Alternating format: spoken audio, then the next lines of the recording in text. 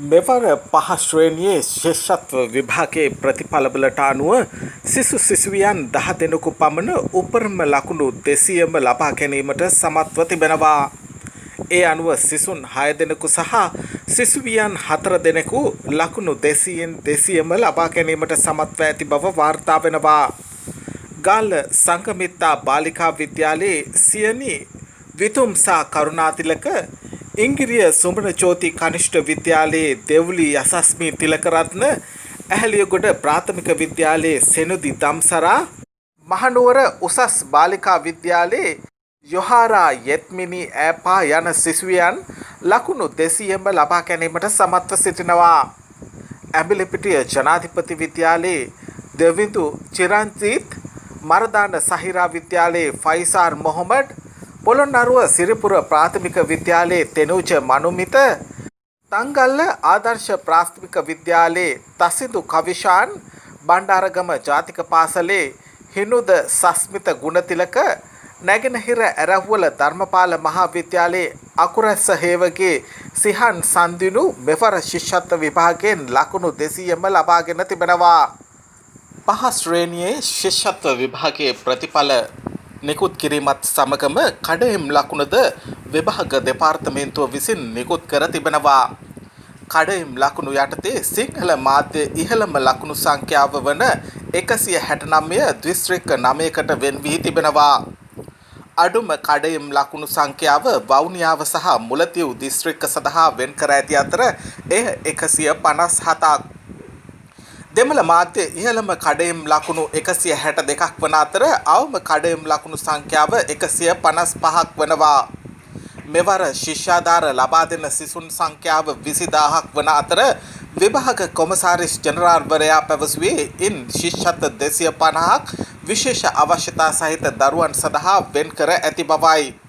සිංහල සහ දෙමළ මාධ්‍යයන් සඳහා එක් දිස්ත්‍රික්කයන් වෙනුවෙන් නිකුත් කළ කඩයිම් ලකුණු අපි දැන් ඔබට ඉදිරිපත් කරන්නට බලාපොරොත්තු වෙනවා. මාධ්‍ය නිවේදනය පාසල් වලට සිසුන් තෝරා ගැනීමට සහ ශිෂ්‍යාධාර ප්‍රදානය කිරීමට පහ ශ්‍රේණියේ සිසුන් සඳහා පැවැත්වෙන විභාගය 2020 කඩයිම් ලකුණු නිකුත් කිරීම 2020 ඔක්තෝබර් මාස 11 වන දින පැවති උක්ත විභාගයේ එක් දිස්ත්‍රික්කයෙන් සිංහල හා දෙමළ මාධ්‍යවල කඩයිම් ලකුණු පහත දක්වා තිබෙනවා. අවම ලකුණු සීමා කොළඹ ගම්පහ කළුතර මහනුවර මාතලේ යන දිස්ත්‍රික්ක වලට සිංහල මාධ්‍යෙන් 169ක් ලෙස අවම ලකුණු සීමාව දක්වා තිබෙනවා. මේ අතර කොළඹ ගම්පහ කළුතර මහනුවර සහ මාතලේ යන දිස්ත්‍රික්කවල දෙමළ මාධ්‍යෙන් අවම ලකුණු මට්ටම 162ක්. නුවර එළිය සිංහල මාධ්‍යෙන් 161ක් වන අතර දමිළ මාධ්‍යෙන් 158ක්. ගාල්ල දිස්ත්‍රික්කය සහ මාතර දිස්ත්‍රික්කයත් සිංහල මාධ්‍යෙන් 169ක් අවම වශයෙන් ළමුන් ලබා ගත යුතුයි. මේ අනුව ගාල්ල සහ මාතර දිස්ත්‍රික්කවල දෙමළ මාධ්‍යෙන් ලකුණු 162ක් වන අතර හම්බන්තොට 164ක් සිංහල මාධ්‍යෙන්ද දෙමළ මාධ්‍යෙන් 160ක්ද වනවා. යාපනය කිලිනොච්චිය මන්නාරම යන දිස්ත්‍රික්කවල දෙමළ මාධ්‍යෙන් ලකුණු 160 160 සහ 158 යනාදී වශයෙන් පිළිවෙලින් දෙමළ මාධ්‍ය සඳහා අවම ලකුණු දක්වා තිබෙනවා.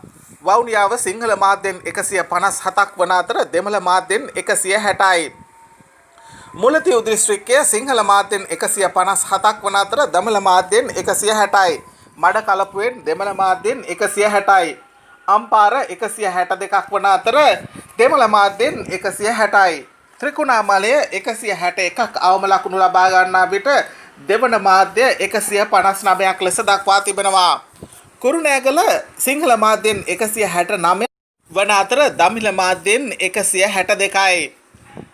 පුත්තලම අනුරාධපුර සහ පොළොන්නරුව දිස්ත්‍රික්ක සිංහල මාධ්‍යෙන් 163ක් අවම ලකුණ විදිහට දක්වනකොට පිළිවෙලින් දෙමළ මාධ්‍ය සඳහා පුත්තලම 157ක්ද අනුරාධපුර 158ක් සහ පොළොන්නරුව 159ක් වනවා.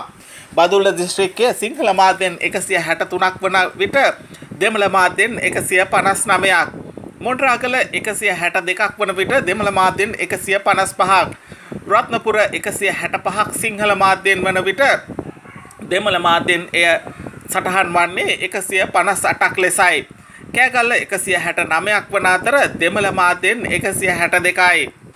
B සනත් පූජිත විභාග කොමසාරිස් ජෙනරාල්. මේ අනුව මෙවර ශිෂ්‍යාධාර ලබා දෙන සිසුන් සංඛ්‍යාව 20000ක් වන අතර විභාග කොමසාරිස් ජෙනරාල්වරයා පැවසුවේ ඉන් ශිෂ්‍යත්ව 250ක් විශේෂ අවශ්‍යතා සහිත දරුවන් සඳහා වෙන් කර ඇති බවයි.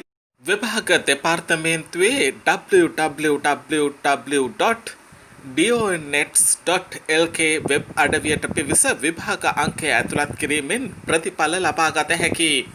මෙවර ශිෂ්‍යත්ව විභාගයේ ඉහළම ලකුණු ලබාගත් සිසුන් 10 දෙනා හෝ දිස්ත්‍රික්ක වශයෙන් ඉහළම ලකුණු ලබා ගන්නා සිසුන් නම් නොකරන බව විභාග දෙපාර්තමේන්තුව වැඩිදුරටත් පවසනවා. යාළුවනේ ඔයාලා තවම අපේ channel එක subscribe කරලා නැද්ද? එහෙනම් subscribe button එක ඔබලා subscribe කරන්න. සීනුව සලකුණ ඔබලා දිනපතා අපගේ නව වීඩියෝ බලන්නත් ඔබට අවස්ථාව තියෙනවා.